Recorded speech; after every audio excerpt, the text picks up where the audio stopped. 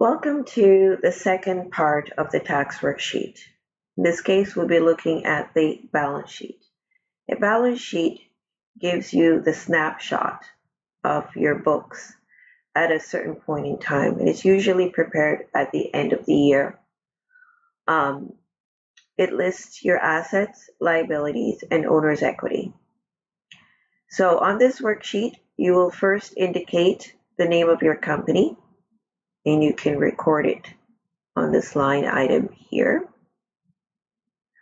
And of course, you could put the year, which is the current year that you'll be completing this worksheet for. On this particular sheet, you could write up to 4 years of data. I've recorded the years here, as you can see, 2024, 25, 26, 2027. Okay.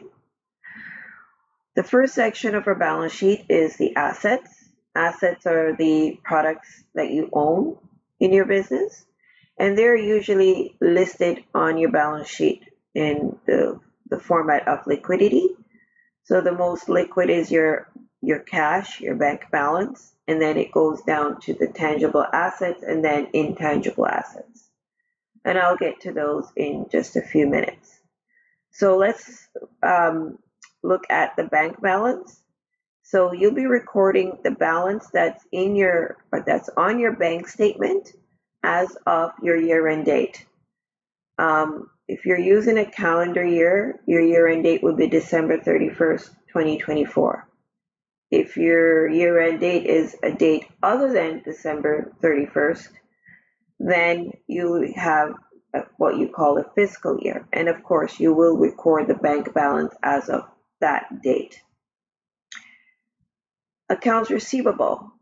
Accounts receivable are the amounts that your customers owe you at the end of the fiscal year or calendar year. Okay, so you'll record that amount on this line. Next, we have what we call the inventory.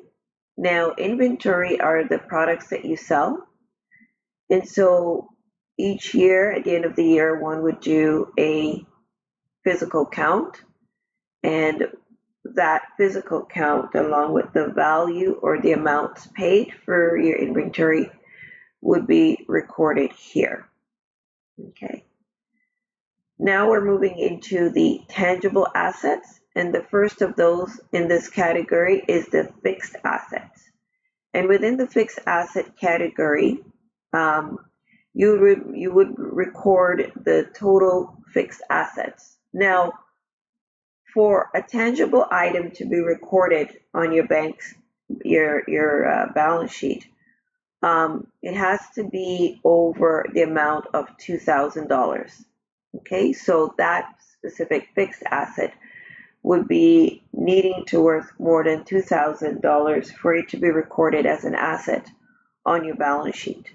So items in this category, fixed furniture and fixtures, examples of that would be an office desk, an office chair, a bookshelf, things like that would be considered a furniture and fixture. Once you record the original cost, then you need to record the date of purchase. Okay?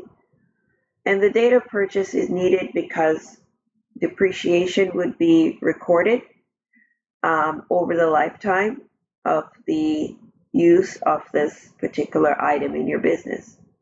Keep in mind, assets are used in your business to generate income.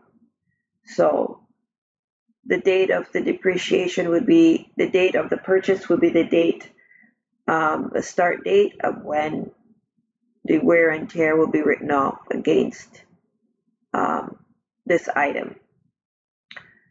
Next, we have office equipment. So office equipment is another category of fixed asset. So an example of an office equipment would be a photocopier. It would be a fax machine. It would be a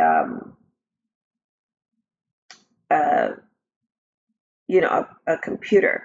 Okay, so those are examples of office equipment. And so you'll be recording the original cost. Again, it must be over $2,000 for each item. And of course, again, we'll be recording the date of purchase in this row. Next, we have computer. Computer is a category of fixed asset. Now, computers are usually expensed right away, but some companies uses computers, and the computers are usually customized for a specific purpose. And so if you have a computer customized for a specific purpose and it costs you over $2,000, then you can record it here. And of course, you will be recording the date of purchase as well.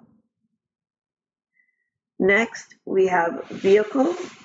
If you purchased a vehicle in the company name, then the original cost of the vehicle and the date of purchase would be recorded here. Okay. Next, we have buildings. Of course, if your company owns a building, then the cost of the building at the time of purchase would be recorded here, and along with the date of the purchase of the building. Okay. Next we have is manufacturing equipment. Again, these are the heavy duty equipments that one would use to make goods to be sold. Okay. So whatever the original cost of this equipment, along with the date of purchase, would be recorded here.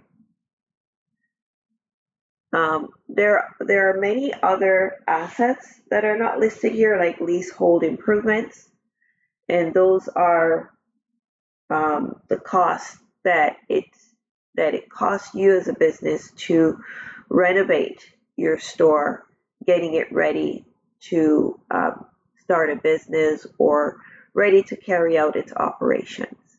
Okay, and again, the original cost as well as the date of purchase would be recorded. Next, you have land. Land is a non-depreciable asset. So just the amount at the date of purchase would be recorded here. There are other what we call intangible assets that are not listed here, but those are assets that have no physical substance, but they are assets nonetheless. For example, you have trademarks. They value, of course, money. You own that trademark, and so obviously the original cost as well as the date of purchase. And you may have patents, you may have copyrights. Those are what we call intangible assets. Next on your balance sheet is your liabilities.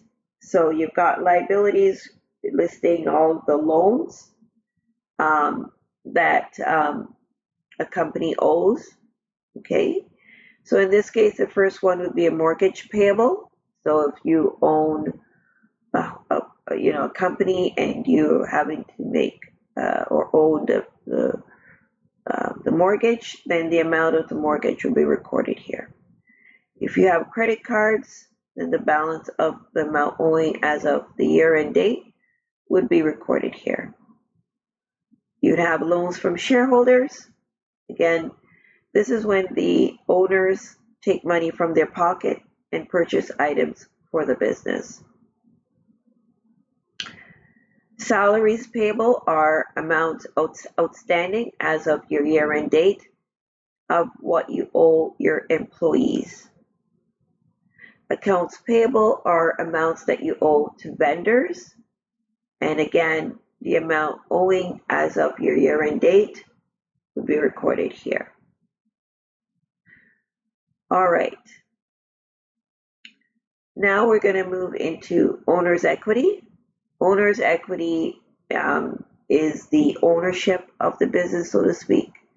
The first line item is the retained earnings, and this is the retained earnings that you have at the beginning of the year. Okay. If you're starting out your business in its first year, you will not have any retained earnings because no earnings was retained in the business before its start date. Okay, next we have drawing. So drawing our amounts taken out of the account or the business bank account, obviously by permission of the owner, and that amount has to be recorded here.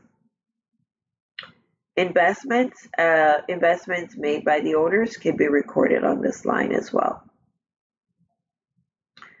And then, of course, this ending balance retained earnings is calculated including the income from, the income statement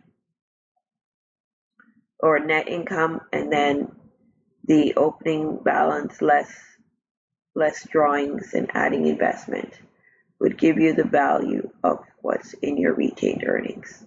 Okay. Thank you for watching. I hope this was helpful to you, and we will talk again soon.